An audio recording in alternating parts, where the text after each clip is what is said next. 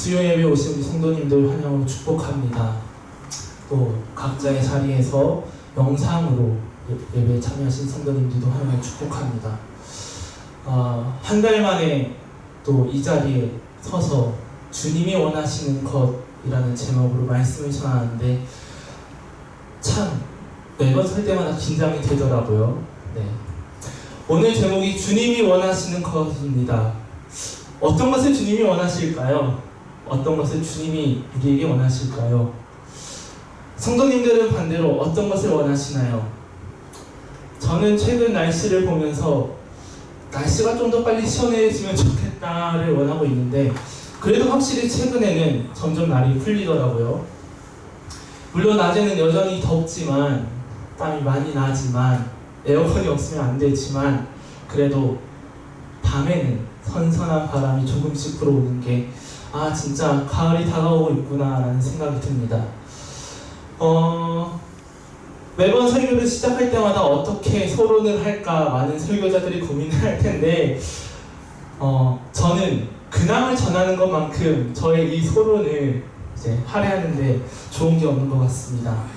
우선 저는 8월 초에 이제 저의 부서 유초등부의 여름 성경학교를 잘 마쳤습니다. 교회에서는 아이들에게 꽃이죠. 아이들이 기대하는 여름 성경학교.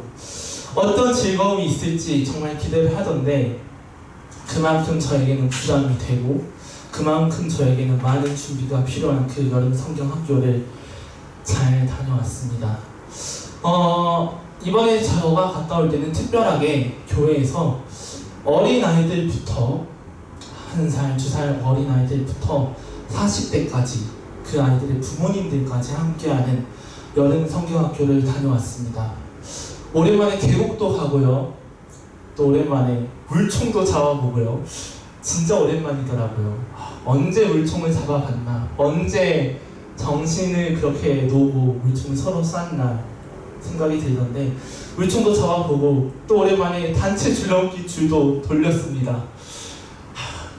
돌릴 때마다 진짜 오랜만이다. 참여한 적은 종종 있지만 진짜 오랜만에 돌려본다라는 생각을 했습니다. 성경학교를 진행하면서 용산 새생명교회에서도 언제 한번 이런 기회가 있으면 좋겠다라는 생각을 종종 하기도 했습니다. 여름 성경학교를 진행해 보니까 정말 쉽지 않았습니다. 부담도 많이 되고 준비할 것도 많았는데 아이들의 에너지를 따라가는 것도 많이 부담이 됐고요. 저는 이제 피곤해서 11시에 자려고 하는데 애들은 새벽에 막 3시, 4시까지 쌩쌩하더라고요.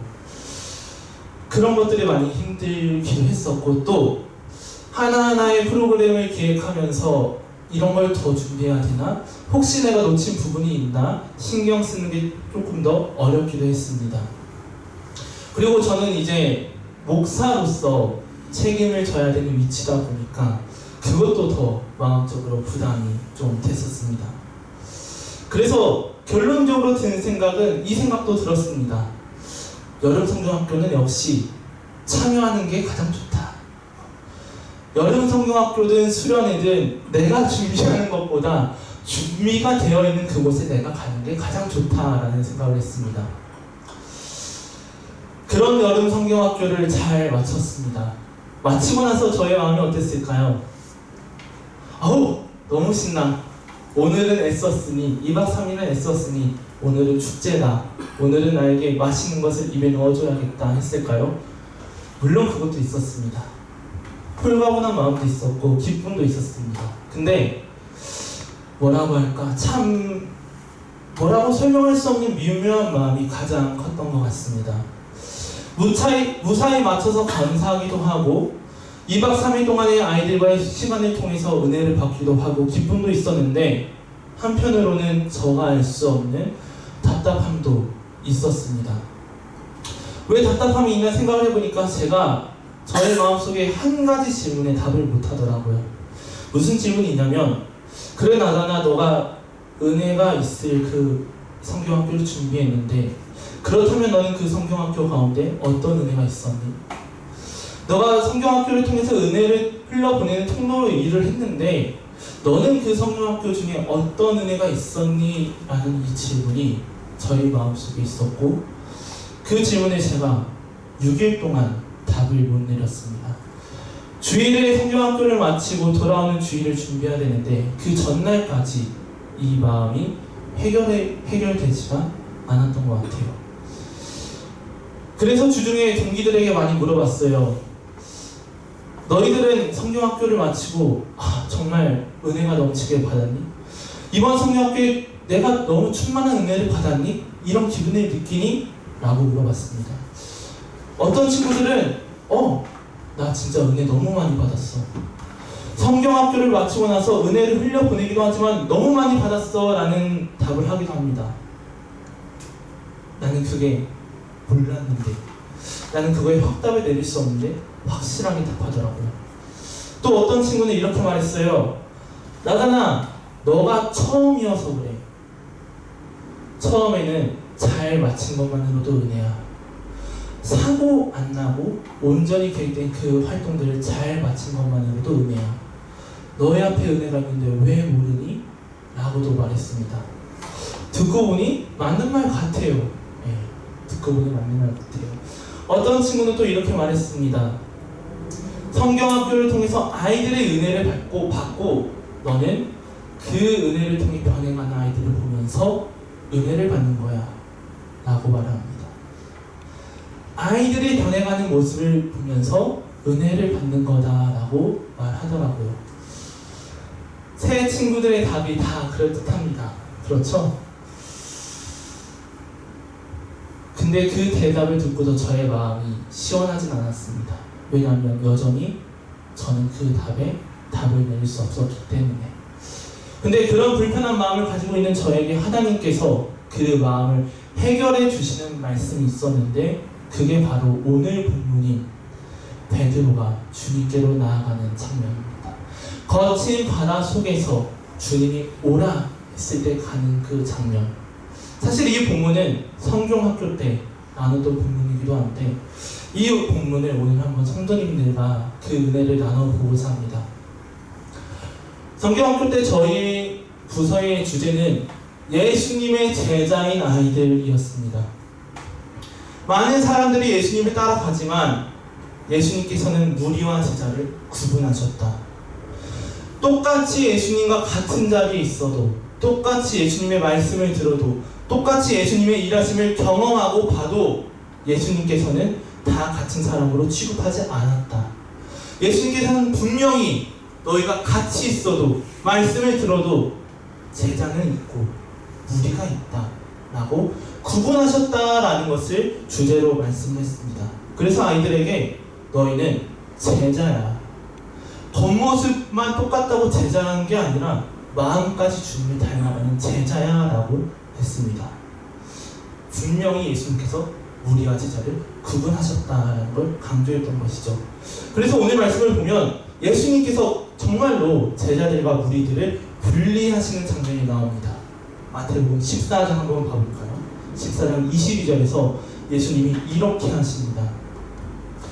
예수께서 즉시 제자들을 재촉하사 자기가 무리를 보내는 동안에 배를 타고 앞서 건너편으로 가게 하시고. 아멘. 예수님이 제자들과 무리들을 분리시킵니다. 근데 어떻게 분리시키냐면 제자들을 즉시 재촉하사 배를 타고 분리시킵니다. 제자들을 여유있게 넉넉히 천천히 분리시키는 게 아니라 예수께서 즉시 제자들을 재촉해서 배를 타고 무리들과 분리시키신 거예요. 왜 그러셨을까요? 왜 예수님이 그렇게 서둘러서 급하게 분리시키셨을까요? 오늘 말씀을 이해하기 위해서는 먼저 이 22절 앞에 무슨 말씀이 있었는지를 봐야 합니다.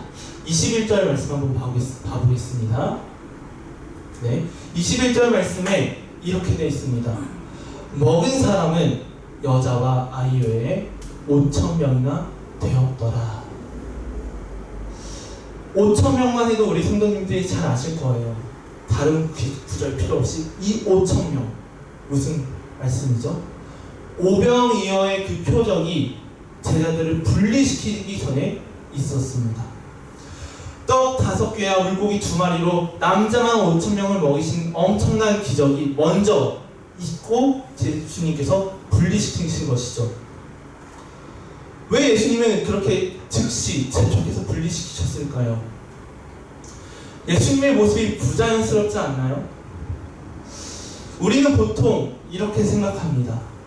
우리에게 넘치는 은혜가 있어. 그럼 무엇을 하냐면 그 분위기를 이어가서 나눔을 해요. 집사님들, 성도님들, 이번 한 주에 저에게 이런 은혜가 있었습니다. 하나님이 저에게 이런 마음을 주셨고 하나님께서 돌이켜보니 내 환경과 내 형편을 이렇게 움직이신 것 같아요 라고 은혜를 보통 나눠요. 왜냐하면 그게 분위기가 훈훈하거든요. 분위기가 좋은데 예수님께서는 어떻게 하시냐면 그 분위기를 깨버리는 겁니다.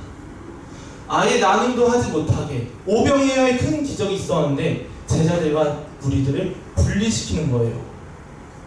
우리 식으로 해볼까요? 성경학교에서 가장 하이라이트인 은혜가 가장 많은 시간이 언제인 줄 아시나요? 당연히 예배 시간입니다. 예배 시간인데 특히나 하이라이트인 예배는 바로 둘째 날 저녁 예배가 가장 은혜가 있습니다. 예배 중에서도 하이라이트고 가장 뜨거워지는 시간이 그 저녁 집회 시간. 저녁에 다 같이 예배를 드리고 다 같이 통성으로 기도하고 보통 무엇을 하냐면 야식을 먹습니다. 명의 양식을 많이 먹고 주님을 열심히 찾고 은혜가 가득한 상태에서 무엇을 하냐면 그것을 나누는 그 분위기를 이어가는 야식을 먹어요. 육의 양식을 먹는 것이죠. 유초동부 아이들을 보면은 사실 둘째 날의 초점은 이미 야식으로 가 있습니다. 점심부터 오늘 야식 먹어요? 목사님 오늘 야식 뭐예요? 예배 마치고 어떤 메뉴가 나와요? 아이들의 기대가 가장 많은 시간이 바로 그 시간이에요. 물놀이를 하고 예배를 드리고 그 모든 것을 열심히 달려온 그 순간에 누리는 그 야식. 근데 성경의 말씀대로 하면은 그 시간에 선생님들과 아이들을 분리시키는 거예요. 은혜가 예배를 드리고 은혜가 있어서 그 은혜를 충분히 분위기를 이어나가야 되는데 그 치킨을 즐겨야 되는데 말씀에 따라 하면은 치킨을 즐기지 못하도록 아이들을 분리시키는 거예요. 그렇게 기대하고 소망하는 그 야식을 못 먹게 하는 거예요. 예수님께서 어떻게 하셨냐면 그 분위기 속에서 제자들을 분리시키는 겁니다. 완전히 분리시키는 거예요. 배를 타고 분리시키는 거예요. 만약 제가 실제로 이렇게 했다면 아이들에게 원성이 자자한 피드백을 받았을 겁니다. 이거는 성경학교가 아니다. 성경학교 하이라이트는 야식인데 이게 없어서는 안 된다 하는 원성을 받았을 겁니다. 근데 예수님은 그렇게 하셨다는 거죠. 왜? 왜 예수님은 제자들을 즉시 재촉해서 배를 태웠을까? 요한복음 6장 봐보겠습니다. 이에 거두니 보리떡 5개로 먹고 남은 조각이 12바구니 찼더라. 그 사람들이 예수의 행하신 그 이 표적을 보고 말하되 이는 참으로 세상에 오실 그 선지자라 하더라. 여기까지는 좋습니다. 근데 그 다음이 문제인 거예요. 그러므로 예수께서 저희가 와서 자기를 억지로 잡아 임금 삼으려는 줄을 아시고 다시 혼자 산으로 떠나가시니라. 예수님의 그 오병이어의 그 표정을 보고 무리가 어떤 반응을 보였냐면 예수님을 잡아다가 임금 삼으려고 했습니다. 은혜가 있었는데 예수님의 일하심을 봤는데 무리들이 보인 반응이 어떤 거냐면 자기를 억지로 잡아 예수님을 억지로 잡아 자기들의 임금 삼으려고 했던 것이에요. 정말 무서운 게 뭔지 아시나요? 14절에 그들이 이렇게 고백해요. 이는 참으로 세상에 오실 그 선지자라. 이는 정말로 성경이 예언했던 성경이 기록했던 그 선지자다 라고 말했습니다. 근데 그들이 뭐라고 하냐면 그 선지자를 잡아다가 임금 삼으려고 했다라는 것입니다. 왜 예수님이 제자들을 분리시키신 줄 아십니까? 왜 즉시 재촉해서 분리시킨 줄 아십니까? 내 제자들이 그 무리들을 닮아가서는 안 됩니까? 내 제자들이 은혜를 맛보고도 내가 정말로 기록된 그 예수님인 걸 알고도 자기를 생각하는 그 무리들을 닮아가서는 안 되니까, 나만 생각하는 그 무리들을 닮아가서는 안 되니까, 그 분위기에 젖어들면 안 되니까 즉시 재촉해서 분리시킨 거예요. 제자들이 어떤 존재인데 그물을 버리고 예수님을 따랐습니다. 가족을 버리고 나를 부인하고 예수님을 따랐습니다. 근데 그 제자들이 나만 생각하는, 예수님을 잡아다가 임금으로 잡으려는 생각을 가지고 있는 그 분위기에 노출되는 겁니다. 그래서 예수님이 제자들을 즉시 분리시킨 겁니다. 예수님이 우리에게 원하는 게 뭔 줄 아시나요? 우리가 세상 따라가지 않는 거예요. 우리가 무리 따라가지 않는 겁니다. 우리가 예수님을 닮아가는 것이지 무리를 닮아가는 것을 원치 않습니다.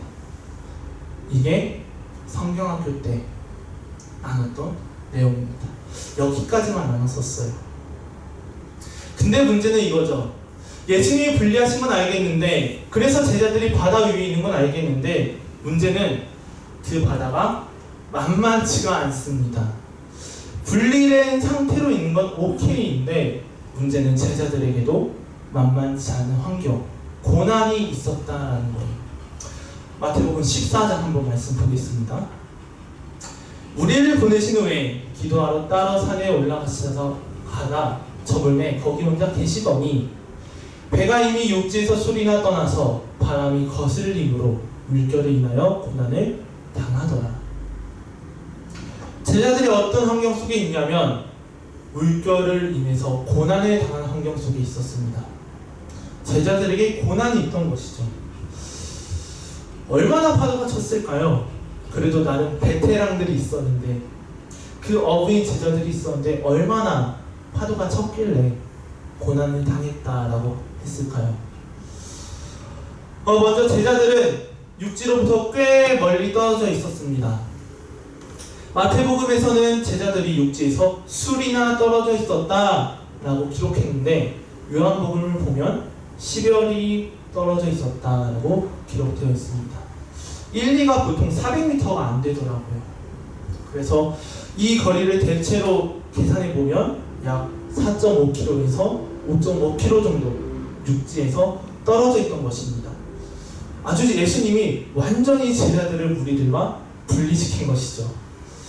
근데 그 제자들이 그냥 있는 게 아니라 물결을 인해서 고난을 당하고 있었습니다. 고난을 당하고 있었다, 이 말을 언제 쓰는지를 찾아봤는데 보통 해산의 고통을 표현할 때 고난을 당한다라는 말을 씁니다. 단순히 파도가 있더라, 단순히 배가 울렁울렁 하더라가 아니라 해산의 고통과 같은 파도가 있더라. 격한 파도들이 배를 휩쓸어서 제자들이 힘겨운 싸움을 하더라. 그 고난이 제자들에게 있었다라는 것을 말하고 있는 거예요. 제자들이 얼마 동안 바다에 있었는지도 중요합니다. 제자들이 얼마 동안 있었는지도 한번 봐보겠습니다. 마태복음 14장 25절 말씀. 밤 사경에 예수께서 바다 위로 걸어서 제자들에게 오시니, 32절 말씀입니다. 배에 함께 오름에 바람이 그치는지라. 성도님들은 아시는 것처럼 예수님이 올라왔을 때 이제 그 바람이 잔잔해졌습니다. 근데 예수님이 온 시간이 언제냐면 밤 사경 즈음에 오셨어요. 밤 사경이 언제냐 보니까 새벽 3시에서 6시입니다. 생각 한번 해볼까요? 오병이어는 저녁을 못 먹고 돌아가는 무리들을 위해서 예수님께서 기적을 행하셨는데, 저녁에 먹을 때가 대략 넉넉자가 8시라고 친다면 예수님께서 밤 사경에 오셨으니, 즉 가장 빠른 3시에 오셨다라고 계산을 해도 약 7시간이나 제자들은 그 바다 위에 있던 것입니다. 7시간이나 넉넉 잡아 7시간이나 그 바다 위에 해산의 고통과 같은 그 고난을 겪었던 것이에요. 다음 달에 추석이 있는데 7시간이나 정체된다면 저는 너무 힘들 것 같아요. 물론 할머니 할아버지를 보기 위해서 가겠죠. 7시간은 과장 조금 보태면 구례를 갔다 오는 시간입니다. 막히지 않는다면.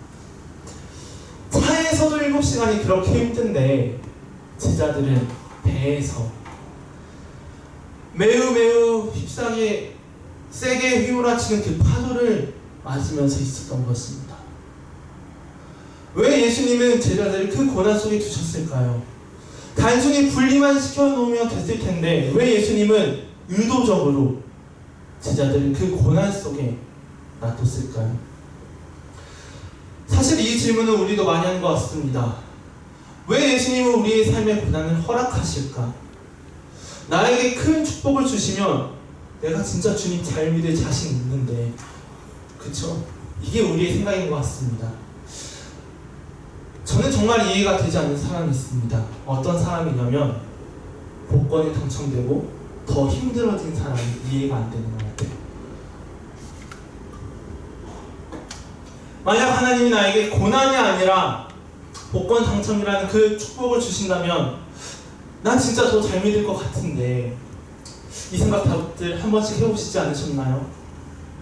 나만 위해 쓰는 게 아니라 11조도 하고 감사헌금도 하고 건축헌금도 하고 예수님을 바라보면서 그 은혜를 더 흘려보낼 텐데 라는 생각을 한번 해보시지 않으셨습니까?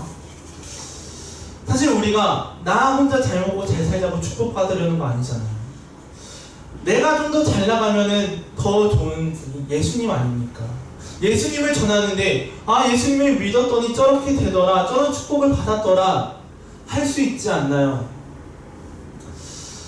그저께 예수님을 믿지 않는 제 친구가 군대에 들어갔습니다. 27살인데 열심히 공부하다가 이제 들어갔는데 그 친구가 저에게 전화를 주면서 이런 말을 했습니다. 뭐라고 했냐면, 예수님을 믿지 않는데 나다나 기도 좀 부탁한다. 나는 그래도 너의 기도발을 좀 믿는 편이야.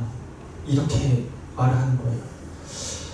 왜 친구가 그렇게 말했냐면, 사실 그 친구가 예수님을 믿지 않지만 그래도 저에게 기도를 부탁했을 때 이루어진 제목들이 몇 개 있었습니다. 제가 군목을 재수할 때 그 친구도 재수하는 과정 중에 있었는데 기도를 부탁하고 나서 합격을 했어요. 기도를 부탁하고 합격을 했습니다. 또 한 번 언제 전화가 오더라고요. 힘든 인간관계 때문에 전화를 했습니다. 그래서 또 그 친구를 위해 기도를 했는데 정말로 그 인간관계가 풀리더라고요. 그래서 친구가 들어갈 때 이제 저에게 부탁을 한 겁니다.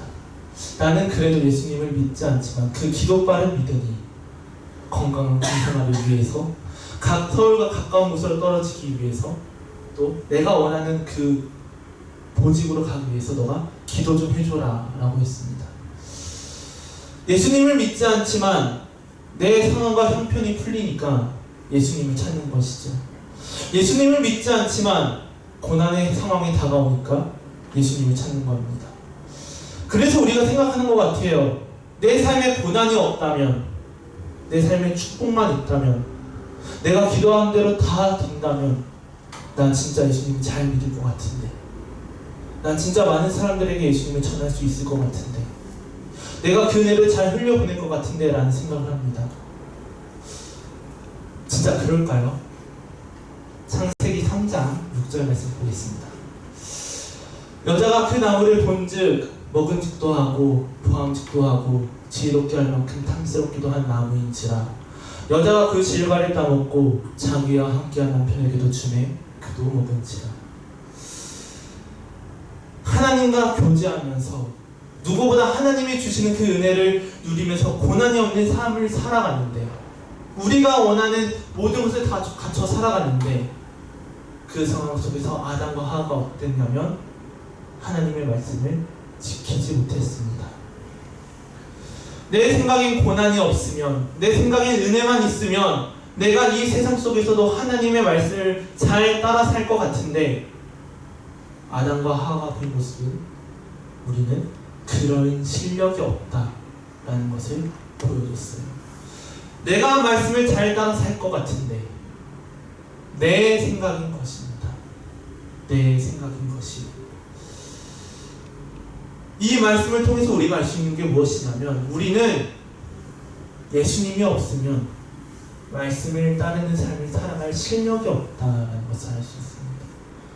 축복이 넘쳐도 고난이 없어도 사람은 내가 언제나 성과 악의 기준이 언제든지 될 수 있다는 거예요. 그래서 우리는 먼저 고난에 대해서 이것을 알아야 됩니다.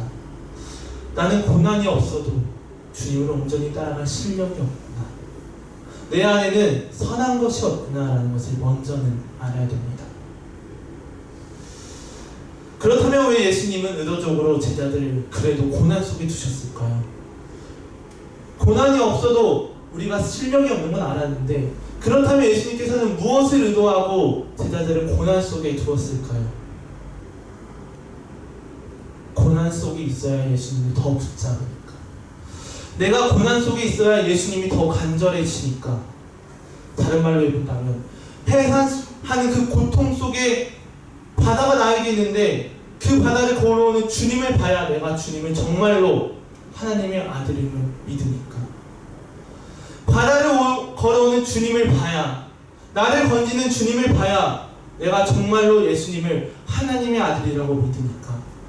우리들처럼 내가 억지로 잡아다가 임금 삶을 사람이 아니라 내가 정말로 따라야 할 하나님의 아들로 보니까 고난 속에 있어야. 그래서 예수님께서 제자들을 고난 속에 두셨습니다.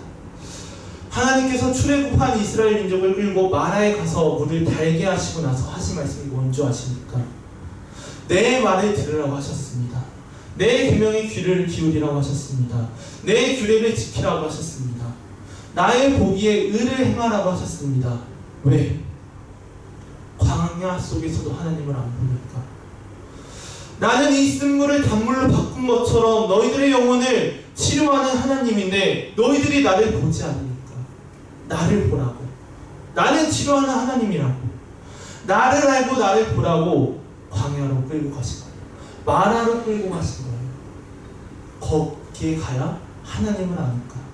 거기에 가야 하나님을 바라보니까. 성경학교를 마치고 과연 나는 어떤 은혜를 받았나 하는 그 답답한 마음, 그 고민을 가지고 오늘 본문을 봤는데 예수님께서 마음속으로 이렇게 물어보신 것 같았어요. 나다나, 내가 너에게 무엇을 원하는 줄 아니? 지금 너의 마음이 마치 그 바다처럼 알 수 없는데 답답한데 내가 너에게 뭘 원하는 것 같니? 나는 너가 나를 좀 더 붙잡으면 좋겠어. 나는 너가 나를 좀 더 믿었으면 좋겠어. 나는 너가 베드로처럼 믿음을 가지고 오다가 빠지는 것이 아니라 나를 향해 좀 더 믿음을 가졌으면 좋겠어. 너가 나를 좀 더 잡고 나와 더 가까워지고 나와 더 함께 살아가는 삶을 가졌으면 좋겠어. 이런 마음을 주셨습니다. 내가 필요할 때만 잡는 것이 아니라 주님께 나아가더라도 조금만 믿음을 가져서 중간에 바다에 빠지는 것이 아니라 더욱더 많이 주님을 믿고 더욱더 많이 주님을 만나며 더욱더 많이 주님과 시간을 가지는 걸 원하신다라고 말하는 것 같았어요. 이 마음을 예수님께서 저에게 주셨던 것 같습니다. 그리고 그 마음을 갖고 나니까 정말로 그 답답한 마음이 눈 녹듯 다 사라지더라고요. 내가 진짜로 예수님을 안다면 어떤 반응이 나타나는 줄 아시나요? 예수님을 잡지 말라고 해도 잡습니다. 예수님을 붙잡지 말라고 세상에서 말해도 예수님을 붙잡게 됩니다. 단순히 축복과 고난을 벗어나기 위해서 예수님을 만나는 것이 아니라 정말로 예수님이 하나님의 아들임을 안다면 주님을 저절로 붙잡게 됩니다. 왜? 예수님께서 진실로 하나님의 아들이니까.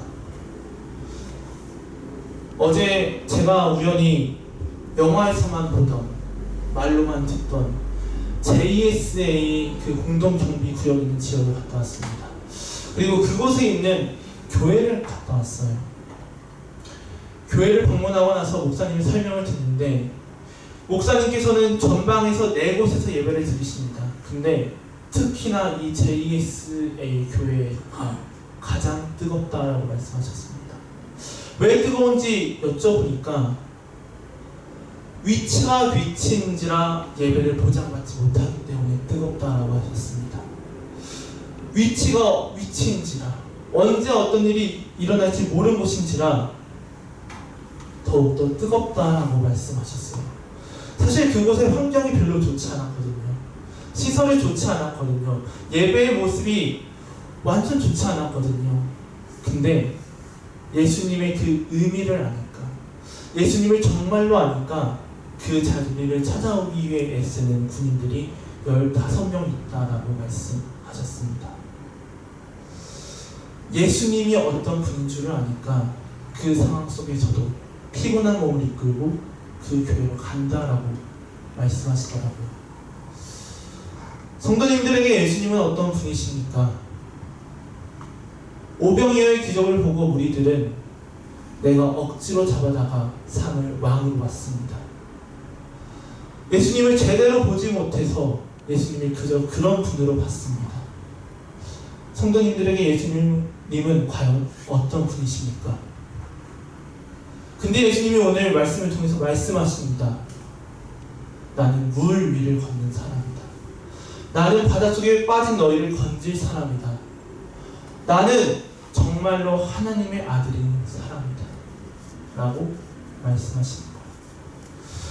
우리가 찬양에 이렇게 고백했습니다. 예수님은 누구신가? 우는 자의 위로다 라고 고백했습니다. 잡힌 자의 노임이다 라고 고백했습니다. 죽은 자의 부활이다. 멸망자의 구원이다. 우리의 평화고 우리의 생명이다 라고 고백했습니다. 우리 성도님들이 그 예수님 더욱더 붙잡으면 좋겠습니다. 예수님이 원하신 게 무엇인 줄 아십니까? 예수님을 좀 더 붙잡는 겁니다. 예수님을 향해 조금만 믿음을 가진 것이 아니라 더욱더 큰 믿음을 가지는 겁니다. 지금 나에게 있는 곳에서 벗어나서 주님께 더욱더 나아가는 것입니다. 예수님이 베드로를 향해서 그것을 원하셨고 오늘날 똑같이 우리를 향해서 그것을 원하십니다. 저와 성도님들이 예수님 붙잡고 더욱더 살아가길 원합니다.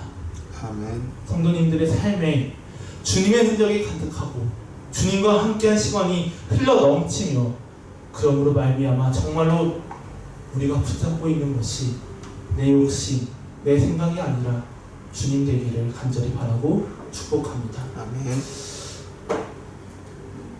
오직 예수님의 찬양하겠습니다.